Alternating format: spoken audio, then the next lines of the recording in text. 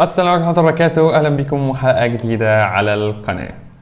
قبل ما نبدأ الحلقة بفكركم إنكم تعملوا لايك وسبسكرايب على القناة، عشان كل ما عملت لايك أكتر كل ما الفيديوهات وصلت للناس أكتر، وهو تقديري لمجهودي لو أنت حابب إنك تدعم المحتوى. في الحلقات اللي فاتت كنا بنكمل الفكرة بتاعت despairing of codon sequence to specific amino acids. ازاي نحدد كودون لكل امينو اسيدز. اكتشفنا كتير، عرفنا كتير، ولكن لسه ما خلصناش ال 64 possible كودونز. الحلقه النهارده هي الحلقه الاخيره من فكره الديسفيرنج. خلاص الديسفيرنج نهايته النهارده، فكره اننا نفك الشفره الوراثيه النهارده اخر حلقه فيها. بعد كده هنخش في ازاي اكتشفوا بعض صفات الشفره الوراثيه. بعد كده هنخش في ازاي اكتشفوا الترانسكريبشن وايه صفات الترانسكريبشن وازاي بيحصل. وبعد كده هنخش بعد الترانسكريبشن ايه اللي بيحصل في الار ان اي اللي بيطلع من الخليه.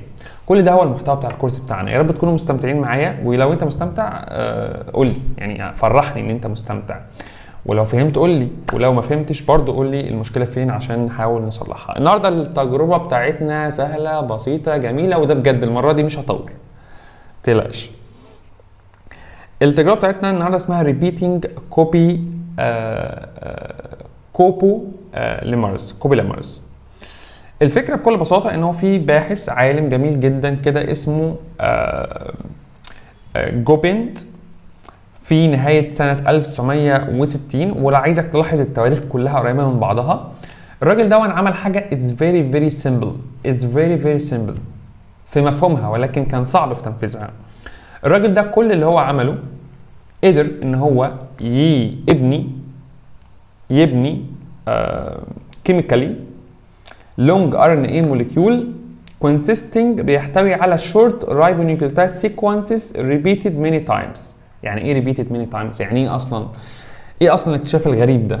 ما عادي يعني، ما احنا بنحط الار ان اي واكتشفنا ان احنا بنعمل له سينسايز وما اعرفش ايه والدنيا تمام ماشيه. يعني الراجل ده ايه اللي هو عمله؟ اللي هو عمله ان هو قدر ان هو يكون ار ان اي بصفات معينه. ايه الصفات دي؟ الصفات دي انه مثلا هو قال لك انا عايز مثلا ار ان اي. تخيل مثلا انك في شوب مثلا، تخش تقول له انا عايز ار ان اي في اي يو جي بس. هو الراجل ده عمل كده. تخش له تقول له انا عايز ار ان اي كل اللي فيه اي يو سي بس، كرر لي الاي يو سي دي 1000 مره.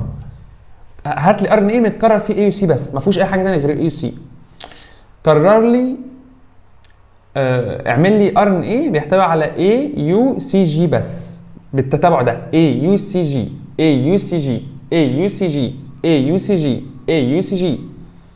كرر لي ار ان اي وهكذا. هو ده اللي الراجل عمله. ايه ده؟ ده بسيطه خالص يا جماعه. مفيش حاجه بسيطه يا جماعه. ابسط الحاجات اللي احنا بنعملها في المعمل النهارده وابسط حاجات احنا متخيلينها زمان ما كناش نعرف ازاي نعملها يا جماعه. ده بيولوجي ساينس، مش بس دي حاجات في الانفيترو، وبالتالي هي كاستمايزد. احنا عايزينها كاستمايزد. عشان تكاستمايز حاجه مش موجوده في الطبيعه لازم تتعلم ازاي تعملها، وده مش سهل. اخر سلايد في الحلقه وخلاص خلصنا. ايه ده بسرعه كده؟ لا مش قوي، يعني هنطول شويه في السلايد دي. الراجل ده عمل ايه؟ او اللي هو عمله منقسم الى 3 حاجات. قال لك مش احنا اتفقنا ان احنا عايزين نعمل ريبيتنج نيوكليوتايد لسبيسيفيك نيوكليوتايدز؟ قلنا له ماشي. قلنا له اول احتمال لو تفتكروا الاحتمال الاولاني هنا، الاحتمال الاولاني خالص كنا قلنا ايه بس ده اللي بيتكرر، ولكن ده كان فقط نيوكليوتايد واحده بتتكرر. ولكن هنا اللي الراجل ده عمله مش ايه يو لا، ده عمل حاجتين مختلفين مع بعض. عمل داي وعمل تريبل وعمل تترا. يعني تقدر تكرر 2 نيوكليوتايد على طول ام ار ان اي طويل. فاول حاجه كان اسمها داي نيوكليوتايد. الفكره بكل بساطه ان هو هيكون ار ان اي او ام ار ان اي فقط بيحتوي على يو جي.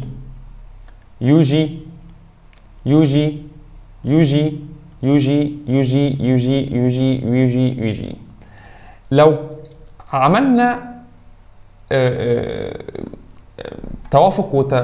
توافق ما اعرفش ايه تلاعب باليو جي، هنلاقي ان اليو جي بتطلع لي 2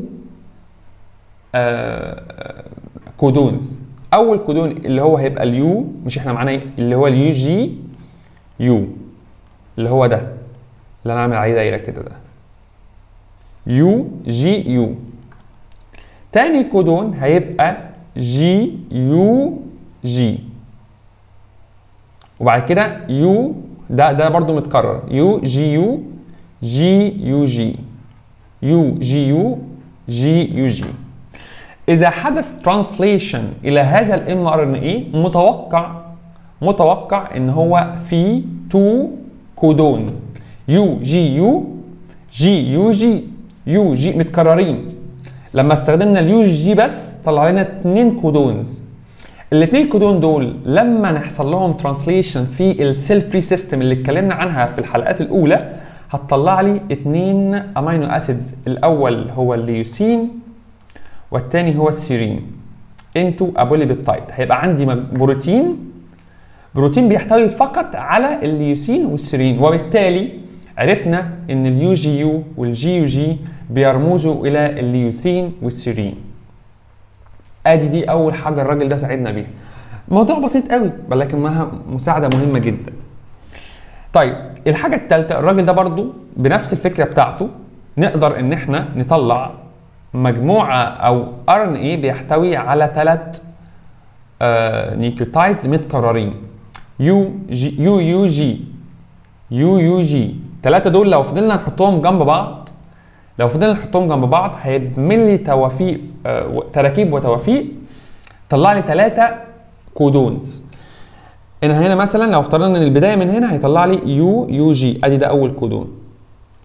لو افترضنا ان البدايه هتبقى من اليو هتبقى يو جي يو، ده تاني كودون. لو افترضنا ان البدايه هتبقى من الجي هتبقى جي يو يو، ادي 3 كودون. اذا من المتوقع انه من هذا الام ار ان اي يطلع لي 3 كودونات او 3 امينو اسيدز. فلما ده حصل فعلا وحصل ترانسليشن للام ار ان اي اللي هو الراجل كونه من او اللي اتكون من تراي نيوكليوتايد، طلع لي 3 شفره وراثيه او 3 كودونز، اترجموا وطلعوا بولي بيبتايد او بروتين بيحتوي على الفينيلالانين وعلى السيرين وعلى الليوسين. وبالتالي ده تاكيد للتجربه اللي فاتت بتاعه الداينيوكليوتايد، انه اليو جي يو والجي يو واليو جي بتطلع فينيلالانين وسيرين وليوسين. نفس الفكره اللي اتعملت راح عملوها على تترا نيوكليوتايد، حط اليو والاي واليو والسي، اليو والاي واليو والسي، دي هتطلع لي يو اي يو، ادي ده اول واحد، وهتطلع لي سي يو اي، ما احنا مكررين اليو اي يو سي، يو اي يو سي، يو اي يو سي، لو كررتهم جنب بعض هيديني التوافيق والتراكيب دي، يو اي يو سي يو اي يو سي يو اي يو سي، جامعة عين شمس، يو اي يو سي يو اي بلا بلا بلا بلا. الحاجات دي طلعت لي 4 احتمالات، الاربع الاحتمالات اللي قدامي دول طلعوا لي الليوسين السيرونين والترايوسين. وبالتالي من هذه التجربه، من هذا الاكتشاف بتاع هذا الرجل اللي قدر ان هو يعمل لي تاني early فلان الفلاني who was able to chemically synthesize long RNA molecules consisting of short ribonucleotide sequences repeated many time. short ribonucleotide اللي هو dinucleotide trinucleotide tetranucleotide repeated many time، وبالتالي هيديني توافيق وتركيب معينه، وبالتالي لما يحصل لها ترانسليشن اقدر اعمل ديسفيرنج لهذه التراكيب الى هذه الامينو اسيدز واعرف الشفره الوراثيه. اول مره نخلص حلقه في 10 دقائق، وانا عايز اقفل الحلقه عشان ما نكملش اكتر من 10 دقائق. شكرا، اشوفكم الحلقه الجايه.